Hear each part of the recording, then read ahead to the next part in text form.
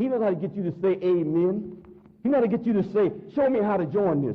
We won't have to ask you in a few more days. You will be asking us. I hope you don't wait too late, because the only like Muhammad said, there's a day coming you will wish you were a Muslim, you want to be one, and then Allah will cut you off. Why is he going to cut you off? He said, because when I called, you wouldn't answer. Now, when you call, now I'm not going to answer. You didn't want me, so now I don't want you. In fact, even you yourself are like that. How long will you stand there with someone that don't like you and tell you right to the face, I hate you and I don't want you? How long will you still continue loving that person? Pretty soon you'll get disgusted your own self and say, okay, I'm going to leave you. I don't ever want to see you again. Right? Now I hate you. Now after a little bit later on, that person might come back wanting to be with you. But now you don't want them anymore. Even though you want me, now I reject you. That's the way God is going to do very soon now with our people. That's why I'm saying those of you that already have Islam and are Muslims, I want you to stop all your foolishness. I want you to get serious-minded. Is that clear? Yes, cut out sport and play and partying and dancing. Is that clear? Whatever you do, let it be something pertaining to the elevation of your people and yourself. Don't do nothing that will drag you back down. Like Muhammad said, the fish must be taken as far away from the water if you want to hold on to the fish as possible. If you keep him near the water, he slip out of your hands and jump back in, you never will catch him again. So when you get our people, they come in, you must get you as far away from sport and play and foolishness. Is that clear? As possible. Because if you look up, you'll be right back in it again. Only this time you might not be able to get out of it again. Great corporations going bankrupt. The stock market will crash in any minute, and soon all pension funds will be cut off. With these phenomenal disasters occurring daily, soon most black people will be faced with no money, no food, no jobs, and nowhere to live, because they will not be able to pay their rent or their house notes. Many are already in this predicament now. And the ones not in this predicament, the devil is telling you that many of them are just living, they're just 2 paychecks away from poverty. That's the truth. While they're walking around acting arrogant, 2 paychecks away from poverty. You couldn't stand to lose 2 paychecks and still maintain the payment on your car, the payment on your house, keep up your light bill, your electric bill, your water bill, right? You think about it, and keep up that image. I don't have to worry about you partying pretty soon. You won't have no money to party. In fact, you won't have no desire to be partying pretty soon. Is that clear? Even when the music is playing, you won't be in the mood for dance. You ever see a person, music is playing, everybody's up and jumping, another person is sitting with their head down. They got so many problems, they wonder how you dancing. He said, if you had my problems, you wouldn't be dancing either, wouldn't be singing. When you sing, you got to be happy when you're singing, don't you? When everything is fine, you go to sing. Singing to yourself, don't you? I don't hear no hums and singing out of you when everything is going bad. Got a long face. Somebody say something, say, don't talk to me. I ain't in the mood for even talking right now. They're going to put me outdoors. That's where they should put you for turning down God and his last and greatest messenger. Do you understand? He invited you to put you on top of civilization.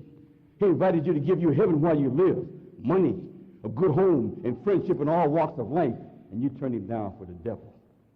For just little crumbs from the devil. Remember Lazarus in the Bible? Lazarus and the rich man is a parable of the so-called Negroes under the title of Lazarus, which means Lazarus means lazy man. Then the lazy man was getting the crumbs from the table. The rich man eating on top of the table, right? The best of everything. And Lazarus was getting the crumbs. Every once in a while a crumb would fall, and that's what he's getting. He's worshiping the slave master for the crumbs that he's getting. Is that the so-called Negro? He's living in heaven, the best of everything, right? And all our people have are the crumbs. He said, but one day, think about this now. The rich man was cast into hell. A great gulf came between them. A great separation came about. And Lazarus was far off in Abraham's bosom. You think about this. And the devil said in hell, he lifted up his eyes and saw Lazarus afar off Abraham's bosom. So know what the devil told. He told Abraham. He said, Abraham, would you please send Lazarus to come to me and just dip his hands in some cool water and touch it to my lips to cool me off? I'm on fire. The minister said, why didn't he ask Abraham to come? Why did he ask old dumb Lazarus to come? Send him.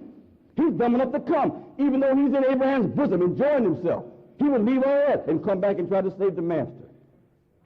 So he knew not to ask Abraham. You know what Abraham said? No, I can't send him now.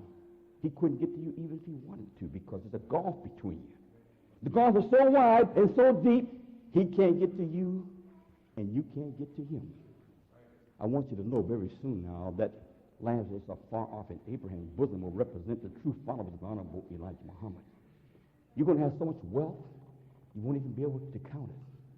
You're going to be so happy, you'll be in heaven while you live.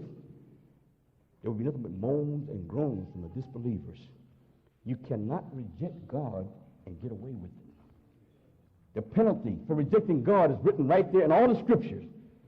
Everybody who ever rejected God and his messengers always were divinely chastised. What do you think's happening to you right now? Your sons and daughters all on dope, your sons and daughters shooting, fighting, killing each other, your sons and daughters in gangs. Think about this now. Nothing but trouble everywhere you look. There's trouble and problems everywhere. What do you think that is? That's a plague. God allowed a plague to come on the so-called Negroes. Why is a plague coming on them? Shouldn't you ask yourself that question? If Christianity was the answer, and the Christian church was the answer, you've got a Christian church on every corner and in between the corners. And all the so-called Negroes are attending these churches every Sunday. Right now they're in church, right now. Right? They won't come to Muhammad's temple. They're in the devil's church right now. If that was the solution to the problem, why is the problem getting worse instead of better? Don't that give you something to think about? Think about this now. The things that are happening to you is happening to you in a Christian environment, a Christian world. You don't find those things happening among the Muslims. You don't find us out there acting crazy and shooting and killing each other and carrying guns, using dope. You don't find us doing that.